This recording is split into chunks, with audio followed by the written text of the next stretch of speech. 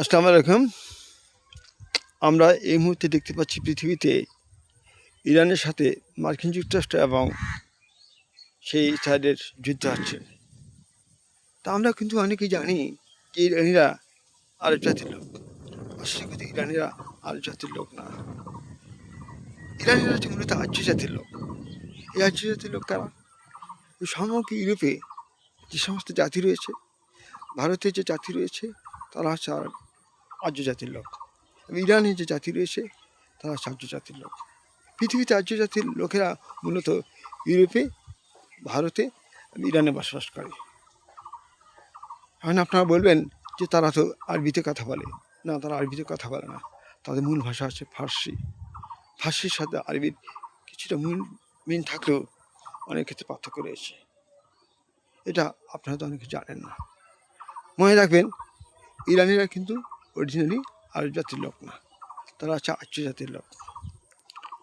খ্রিস্টপূর্ব 2000 অব্দে দক্ষিণ ইউরোপের ইউরাল পার্বত্য এলাকা থেকে যে আর্য জাতির লোকরা ইউরোপে ছড়িয়ে পড়ে, তাদের একটি অংশ চলে আসে আমাদের ইরানে। এসে তারা সেই জাগ্রত পর্বতমালা এবং মালভূমি অঞ্চলে তারা বসবাস করত। পরবর্তীতে তাদের মধ্যে থেকে দুইটি শাখা তৈরি হয়, এটি মেদেশ আর পারসিক। এই মেদেশ আর পারসিকদের একত্রিত করে 681 খ্রিস্টপূর্বাব্দে প্রথম সাম্রাজ্যের ভিত্তি স্থাপন করেন একজন ব্যক্তি, তার নাম হচ্ছে হাকমানেশ। হাকমানেশের মৃত্যুর পরেই সেই সাইরাস দ্য গ্রেট, তিনি সেই 539 খ্রিস্টপূর্বাব্দে সে তৎকালীন যে শক্তিশালী সাম্রাজ্য ছিল ক্যালডীয় সাম্রাজ্য, মেসোপটেমীয় সভ্যতার একটি জাতি, তাদেরকে পরাজিত করে তিনি এই পারস্য সাম্রাজ্যের একটা সম্প্রসারণ ঘটান এবং পৃথিবীতে পারস্য সাম্রাজ্য বিশাল সুনাম অর্জন করে। শুধু তাই না, পরবর্তীতে তাদের ইউরোপে যে গ্রিস রয়েছে, সেখানে তো আয়োনীয় অঞ্চলে তাদের উপনিবেশ স্থাপন করে। এই উপনিবেশকে শাসন করতে গিয়ে গ্রিকদের সাথে পারসিকদের অনেক যুদ্ধ হয়, অনেকগুলো যুদ্ধ হয়। তার মধ্যে প্রথম যে বিখ্যাত যুদ্ধ সেটা হচ্ছে ম্যারাথনের যুদ্ধ। সেটি সংগঠিত হয় 490 খ্রিস্টপূর্বাব্দে, যাকে ম্যারাথনের যুদ্ধ বলা হয়। এই যুদ্ধে গ্রিকরা জয়লাভ করে। তারপর আবার পারসিকদের সাথে গ্রিকদের যুদ্ধ হয়, সেটা হচ্ছে 480 খ্রিস্টপূর্বাব্দে। এখানে কিন্তু পারসিকরা সেই সালামিসের বিখ্যাত যুদ্ধে পরাজিত হয়। পরাজিত হলেও আমরা ইতিহাসে দেখতে পাই যে পারসিকরা কিন্তু তাদের রাজত্ব ঠিকই চালিয়ে যাচ্ছিল, যদিও তারা ইউরোপের দিকে আর অগ্রসর হয়নি। তবে এশিয়ার যে সমস্ত অঞ্চল ছিল, সমস্ত অঞ্চলে তাদের কর্তৃত্ব ছিল। কিন্তু সেই ইতিহাসের একজন অন্যতম মহানায়ক আলেকজান্ডার দি গ্রেট, তিনি যখন সেই 334 খ্রিস্টপূর্বাব্দে বিশ্ববিজয়ে বের হন, তখন তিনি মিশর জয়লাভ করে। পরবর্তীতে এই পারসিকদের তিনি পরাজিত করেন 330 খ্রিস্টপূর্বাব্দে। এবং যখন পারসিকরা পরাজিত হয়, তাদের নেতা সেই তৃতীয় দারিউস, তিনি যুদ্ধে নিহত হন। হওয়ার পরেই সেখানে গ্রিকদের রাজত্ব চালু হয়। কিন্তু 323 খ্রিস্টপূর্বাব্দে হঠাৎ করে আলেকজান্ডার মারা গেলে তার সেনাপতি সেলিউকিসীয় রাজবংশ প্রতিষ্ঠা করেন। পরবর্তীতে এই সেলিউকিসীয় রাজবংশ দুর্বল হলে সেই 224 বা 226 খ্রিস্টপূর্বাব্দে সেই পারসিকদের একজন নেতা ছিলেন, তিনি হচ্ছেন প্রথম আর্দাশির। তার নেতৃত্বে আবার এই পারসিকরা ক্ষমতা আসে, পারস্য সাম্রাজ্য তার বৃত্ত ক্ষমতা পুনরুদ্ধার করে এবং সেলিউকিসীয় বংশ তথা ইউরোপীয়দের বা গ্রিকদের যে শাসনকাল, সেটি বিলুপ্তি ঘটে। এখানে একটি কথা বললে ভালো, যে পারসিরা কিন্তু ছিল অগ্নিউপাসক। আমরা জানি যে 681 খ্রিস্টপূর্বাব্দে প্রথম হাকমানেশ তিনি পারস্য সাম্রাজ্যের ভিত্তি স্থাপন করেন। ঠিক ওই সময় পৃথিবীতে সেই পারস্য অঞ্চলে একজন ধর্মপ্রবর্তক আসেন, তার নাম হচ্ছে জরথুস্ট্র।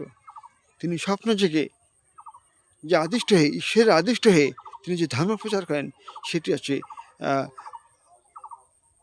অগ্নি উপাসনা ধর্ম বা জরথুস্ট্রিয়ান ধর্ম। তিনি প্রচার করেন যে অগ্নি পবিত্র, আগুন পবিত্র, আগুনের পরে পানি, এই দুটো দিয়েই মহাবিশ্বের সব কিছু সৃষ্টি হয়েছে এবং ঈশ্বরের সাথে শয়তানের দ্বন্দ্ব রয়েছে এবং শয়তানকে পরাজিত করে ঈশ্বরের মুখোমুখি হতে হবে, ঈশ্বরকে ভালোবাসতে হবে, ঈশ্বরের আরাধনা করতে হবে। এই জন্যই যে ধর্ম সেটি হচ্ছে কিন্তু মূলত যারা খ্রিস্টান ধর্ম। বলা যায় ইসলামের সাথে খ্রিস্টানের সাথে ইহুদি ধর্মের সাথে মিল রয়েছে।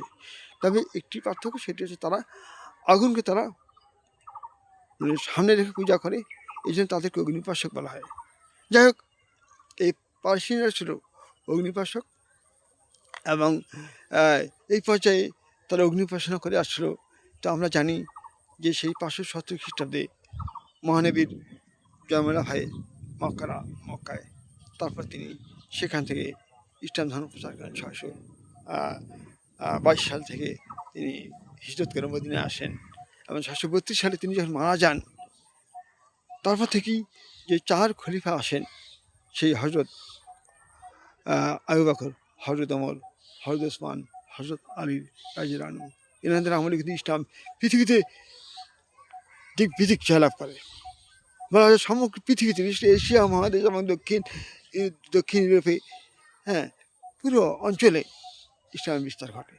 সেই আমাদের এমনকি আফ্রিকা মহাদেশেও ইসলাম বিস্তার ঘটে।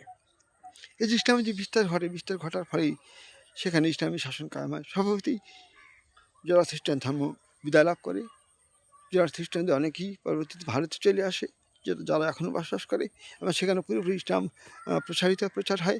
কিন্তু ইসলাম প্রচারিত হলেও আমরা বিশ্বে দেখতে পাই, ইতিহাসে দেখতে পাই, পৃথিবীতে ইসলামের একটা অন্যতম একটি শাখা ধর্ম হচ্ছে সেই শিয়া ধর্ম। আজকে যারা ইরানি, তারা কিন্তু শিয়া ধর্মাবলম্বী। ইরানিদের এই যে শিয়া ধর্মের যে একটা গ্রহণ, সেটির একটি ইতিহাস রয়েছে। সেটি হচ্ছে এরকম যে আমরা জানি যে মহানবীর মৃত্যুর পরে 632 সালের মৃত্যুর পরেই পর্যায়ক্রমে 4 জন খলিফা হন জনগণের সমর্থনে। সেটা হচ্ছে, তারা হচ্ছেন সেই হজরত আবু বকর, হজরত ওমর, হজরত ওসমান এবং হজরত আলী রাদিয়াল্লাহু আনহু। কিন্তু শিয়ারা মনে করে যে না, এই মহানবীর মৃত্যুর পরে খিলাফত একমাত্রই উত্তরাধিকার হবে মহানবীর বংশ। যেহেতু ওনার মহানবীর পুত্র সন্তান ছিল না, অর্থাৎ তার যে জামাই, তার চাচাতো ভাই, সে যে হজরত আলী, তার হাতে ক্ষমতা আসা উচিত ছিল। ক্ষমতা না দিয়ে অন্যায় করা হয়েছে এবং তারা ওই 4 খলিফাকে স্বীকার করে না। তারা এটাকে স্বীকার করে না। স্বীকার না করে তারা মূলত কী স্বীকার করে, যে হজরত আলী এবং তার পরবর্তী বংশধরেরা তারা খিলাফত লাভ করবে এবং তারাই স্বীকৃত খলিফা বা খিলাফতের দাবিদার। এটি কিন্তু মূলত এসেছে একটি ঘটনার মাধ্যমে। সেটা হচ্ছে যে যখন হজরত আলী যখন 4র্থ খলিফা হন, সেই খলিফা হওয়ার পরপরই প্রথম যুদ্ধে লেগে যায় সেই আমাদের ইতিহাসের অন্যতম একজন জঘন্য ব্যক্তি, তিনি মহানবীর সাহাবী ছিলেন, সে মুয়াবিয়ার সাথে। হজরত আলী ক্ষমতা নিয়ে সকল প্রাদেশিক গভর্নরকে পদচ্যুত করেন এবং সবাইকে পলাতক করতে পারেন, কিন্তু মুয়াবিয়া পলাতক করেন না। না করার ফলেই যুদ্ধে লেগে যায় হজরত মুয়াবিয়ার সঙ্গে সেই হজরত আলীর, এবং সেই সিপ্পিনের যুদ্ধে কৌশলে হজরত আলীকে ক্ষমতাচ্যুত করা হয়। যাই হোক, তিনি জীবিত অবস্থায় ক্ষমতাচ্যুত হননি, তিনি পরবর্তীতে তিনি চলে আসেন, সেই মদিনা অঞ্চলে চলে আসেন, কিন্তু ক্ষমতায় থেকে যায় মুয়াবিয়া রাদিয়াল্লাহু আনহু। এবং হজরত আলী একটি চুক্তি করতে বাধ্য হন যে হজরত আলীর মৃত্যুর পরে ক্ষমতা নেবে তার পুত্র হাসান রাদিয়াল্লাহু আনহু। কিন্তু দেখা যায় যে মুয়াবিয়া বিষ প্রয়োগে হজরত হাসানকে হত্যা করেন। তারপর তার ভাই হোসেন রাদিয়াল্লাহু আনহু, তিনি উত্তরাধিকার ছিলেন, ক্ষমতা দাবিদার ছিলেন, কিন্তু তাকেও আমরা দেখতে পাই মুয়াবিয়া যখন মারা যান, তখন তার পুত্র ইয়াজিদকে মনোনীত করেন, ইসলামিক খিলাফতকে তিনি নষ্ট করে দেন। ইয়াজিদ সেই কারবালার প্রান্তরে হোসেন রাদিয়াল্লাহু আনহুকে হত্যা করেন সীমানের মাধ্যমে। এই যে হত্যাকাণ্ড, এই হত্যাকাণ্ডের পরপরই যে প্রতিক্রিয়া সৃষ্টি হয়, সেই প্রতিক্রিয়া স্বরূপ এই যে শিয়া ধর্ম, এটি কিন্তু মারাত্মক বিস্তার লাভ করে। স্বতন্ত্র যে গোষ্ঠী তৈরি হয় হজরত আলী এবং হজরত আলী বংশধর থেকে, যে খিলাফতের দাবিদার, এবং তারাই পৃথিবী যতদিন থাকবে ততদিন তার খেলাফত লাভ করবে। এই যে একটা মতবাদ তৈরি হয়, সেটা হচ্ছে শিয়া ধর্মাবলম্বী, যারা ইসলামের 4 খলিফাকে স্বীকার করে না। তো এই ইরানিরা মূলত শিয়া ধর্মাবলম্বী, তারা ইসলামের সব কিছুই মেনে চলে, সব কিছুই স্বীকার করে, তবে 4 খলিফাকে তারা মানতে প্রস্তুত না। যাই হোক, আমরা এটা দেখতে পাই যে ইরানিরা সেখান থেকেই শিয়া ধর্ম পালন করে আসছে। ইরাকেরও বিস্তৃত অঞ্চলে শিয়া রয়েছে। শিয়া পৃথিবীতে আর অন্যান্য রাষ্ট্র রয়েছে, মূলত কিন্তু ক্ষমতাসীন হিসেবে আছে শিয়ারা সেই ইরানে। তো এই ইরানিদের সাথে যে মার্কিন যুক্তরাষ্ট্রের যে যুদ্ধ আছে, এই যুদ্ধে একটু কথা বলতে চাই যে এই ইরানিরা কিন্তু আর্য জাতির লোক, তারা কিন্তু আরব জাতির লোক না। অর্থাৎ ইউরোপিয়ানরা, আমেরিকানরা যে রক্তের লোক, এই ইরানিয়ানরা তারা কিন্তু একই রক্তের লোক। আজকের মধ্যে এতটুকুই। পরবর্তীতে আমি আবার আপনাদের কোনো কিছু জানাবো। ধন্যবাদ।